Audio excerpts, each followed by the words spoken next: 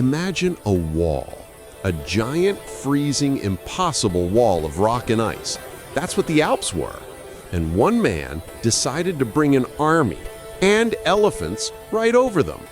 That man was Hannibal Barca, the Carthaginian general who swore eternal hatred against Rome. He wasn't just a general, he was a brilliant, daring strategist.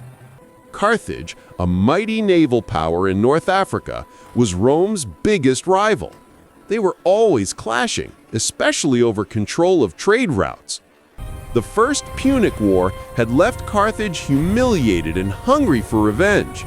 Hannibal's father made him swear an oath to always be an enemy of Rome. And he took that oath seriously. He spent years in Spain, building an army, planning his ultimate move.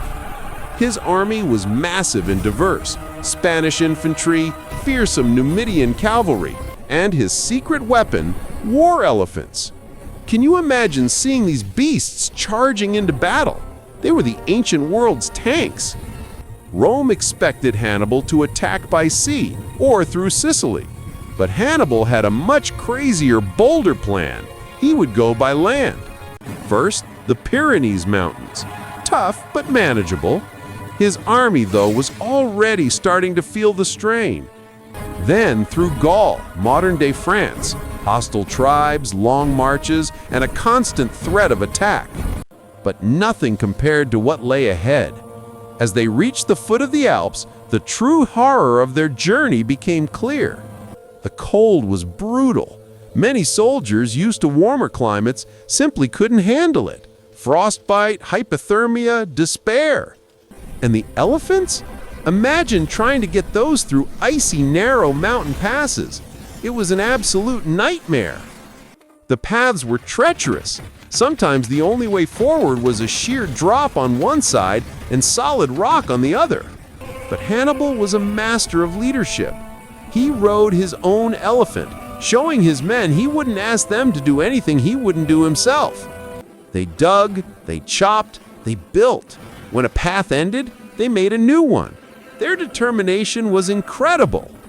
Then they hit a problem that seemed impossible. A huge rockfall completely blocked their path. No way around, no way over. His engineers were stumped. How do you move a mountain of rock without modern equipment? Then Hannibal remembered an ancient trick.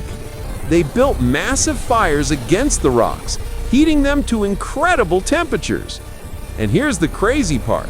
Once the rocks were super hot, they poured vinegar onto them. The sudden temperature change combined with the acid in the vinegar created thermal shock. The rocks cracked, fractured, and shattered. And just like that, the impossible wall started to crumble. Hannibal's men could then use picks and shovels to clear the smaller, broken rocks. It was slow, back-breaking work, but it was working. Hannibal's crazy idea was a stroke of pure genius. After 15 grueling days, they finally made it over the summit, a sight that must have filled them with both relief and awe, the plains of Italy.